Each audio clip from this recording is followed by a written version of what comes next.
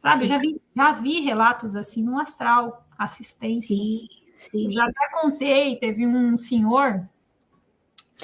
vou aproveitar aqui, Raquel, você vai falar de relato? O Washington perguntou aqui, qual a sua experiência mais marcante, que te trouxe um grande aprendizado espiritual? Conta para nós, o pessoal quer relatos. Eu assim, Se você quiser contar essa, pode ficar à vontade, depois você conta outra, fica à vontade. É que eu falo tanto, né, gente? Eu gosto de falar, então se eu me perder, vocês me puxem, dá para a realidade. Sim.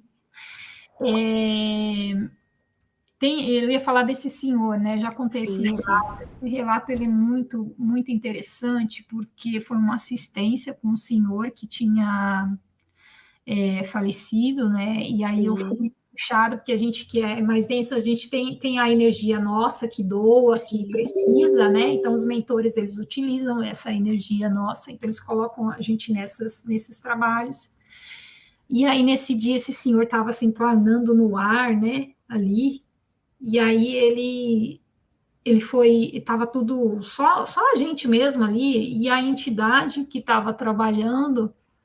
E quando tem esse acoplamento áurico, você consegue ver tudo que está na mente do espírito, né? E tem os tipos de acoplamento, e um deles era esse, que eu conseguia ver tudo que estava na mente dele. Gente, pessoas o tempo todo falando para ele o que ele tinha que fazer. Sim. Que ele não era ninguém, que ele não conseguia manter uma casa, que ele não conseguia ser, sabe, quando a pessoa começa a encher, e aquilo ali, ele se matou. Gerou um tormento, sim. Ele se enforcou. Né? Ele não era capaz de nada, ele nunca foi homem, todas aquelas palavras que eu vi lá na mente dele. Aquilo ali foi de um tormento grande, até para mim ver aquelas cenas passando. E aí ele estava ali, ele se enforcou, aí a entidade pegou e começou aí veio uma luz assim, foi como se fosse um tiro que a entidade desce, mas foi aqui no frontal dele, aqui, uma luz. A entidade ergueu ele assim, deixou ele mais ou menos em pé, mas ele estava como se tivesse morto, né? Porque esses espíritos, algumas situações, quando eles desencarnam, eles perdem um pouco da consciência mesmo. Ficam adormecidos mesmo. Eu já vivenciei vários relatos assim. Isso. E aí, essa entidade deu a luz, né, no frontal. Quando bateu assim, como se fosse um tiro, esse senhor, como se ele tivesse sentido, ele abriu o olho assim, ó, como se estivesse acordando a consciência. E aquela luz do frontal dele ali, aquela energia dourada, passou aqui assim por tudo e apagou. E aí eu vi que estava apagando, porque eu estava conectada. E aí eu falei, mas por que está apagando? Está apagando! Eu entrei em desespero. Eu falei, mas está apagando a mente dele. Aí a entidade falou assim, o melhor para ele, a melhor coisa agora é o silêncio. Sim, com certeza. Então pensa, gente, reflete sobre isso, né? Quando que é melhor o silêncio para você? Sim. Tanta coisa no seu ouvido. Tanto barulho, tanta coisa, tanta cobrança, né? Você precisa, né? É claro que essa pessoa, ele apagou toda, a entidade apagou toda a mente dele ali. Por causa desse processo, sim. Para que ele descansasse, para que ele ficasse naquele tempo ali de recuperação, para depois começar a trabalhar, acordar ele, trabalhar o mental dele, tá? E aí essas pessoas que suicidam, algumas que eu já vi, elas têm dificuldades de plasmar o corpo físico. Sim. Porque elas acreditam de tal forma que elas morreram e elas têm essa dificuldade. Então, essa cena que eu vi, aí também se encaixa nessa pergunta do Washington. Foi uma das cenas que me chocou bastante, muitas eu já vi, mas essa fez eu pensar. Essa fez eu pensar o quanto eu exijo do outro, né? Eu quero colocar o outro, eu quero que o outro seja eu. Né? O que eu não pude fazer, o outro tem que fazer. Né? Que é tem aquelas realizações de vontade, né? Ai, passou a minha infância, eu não tive, aí fulano tem que ter. Ah, eu vou deixar.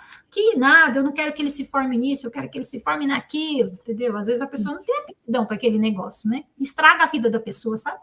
Estraga mesmo. Entendo. A pessoa não atende o desejo dela. Então, essa experiência me fez pensar em muita coisa mesmo quando eu acordei. E é muito interessante, Raquel, quando você começou a falar, vou contar 2 situações aqui, depois você pode contar mais relato para nós. Tem a pergunta aqui da Dilma também, que eu já vou colocar. Eu já tive uma projeção que eu vi vários espíritos desencarnados que trouxe esse desvio encarnatório por causa da influência familiar. Um queria viver da arte, mas o pai e a mãe não aceitavam. Outro queria tocar um instrumento, sabe? O outro queria fazer violinos, porque trouxe a inspiração do avô. Então, é algo tão, assim, marcante, porque se a gente não se abre para essa espiritualidade, que não é religião, a gente traz esse condicionamento até para os nossos filhos. Então, traz para a gente essa sabedoria de, poxa, cada um quer viver de uma maneira diferente, com liberdade.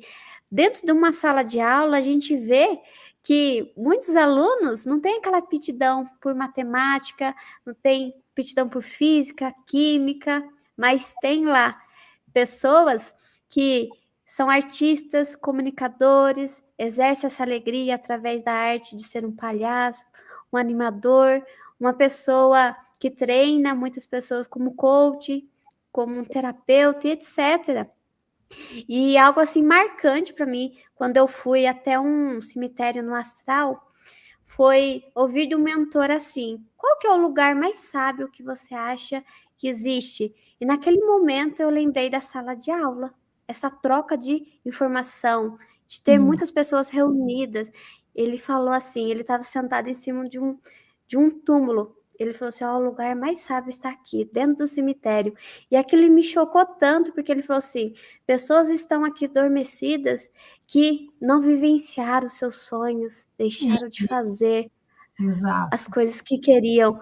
E aquilo me trouxe, assim, um insight para minha vida, que na hora eu fiquei tão emocionada, e eu voltei, assim, para o meu corpo físico, chorando mesmo, e falei assim: poxa, não importa o que as pessoas falam sobre a forma que eu vivo, a forma que eu me expresso. O que importa é realizar meu sonho, que me deixa feliz, sabe? E me trouxe, assim, um divisor de água para minha vida. E a outra sensação é que, quando você falou desse rapaz que veio a desfazer da sua vida através desse ato de desespero, eu sempre faço um exercício de quando eu vou na casa de alguém que eu amo muito e a pessoa começa a falar muita coisa ou falar da vida do outro, eu finjo que eu tô bebendo uma água. Eu fico em silêncio e tô lá bebendo água, sabe? Porque eu falo assim, é mais sábio eu não falar nada. E por que eu faço isso? Porque eu já fui na colônia e tinha vários espíritos desencarnados com aquela energia da fofoca, sabe? Aquela vontade, aquele desespero de falar. E era muito engraçado que os amparadores, os enfermeiros naquele momento plasmaram uma jarra de água e começaram a beber. Falaram assim: beba essa água devagarzinho. Essa ideia. Gostei. Fica sentindo o gosto. Olha o gosto, tem um gosto de morango. Era tão interessante. Aí a mente da pessoa focou para a água e o amparador muito sábio falava assim: olha, essa água é milagrosa, ela traz sabedoria, mas não de forma assim para brincar, mas de forma séria mesmo.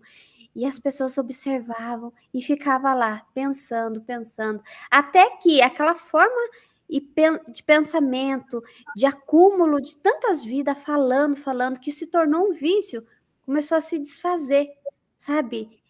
Essa névoa preta, assim, do cérebro mesmo, era muito interessante, e muitos rostos, sabe? Aquela pessoa falando, pensando daquelas pessoas, começou a limpar, até que essa pessoa começou a dormir na cama. Eu falei assim, que impressionante, como que é eficaz. E agora eu faço esse exercício.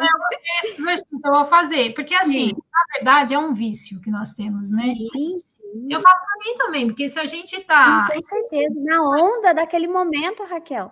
no Sabe? dia a dia, a gente é Sim. assim, gente, a gente vai para casa Tem de que se alguém, vigiar. assunto, né, naquela coisa, e como é que Exatamente. esse exercício aí eu gostei, viu? Gostei desse Sim. exercício para não entrar nessas vibes, porque Isso. é um duelo, né? A gente está Sim. nesse duelo o tempo todo aí. Então é bem legal, eu gostei muito.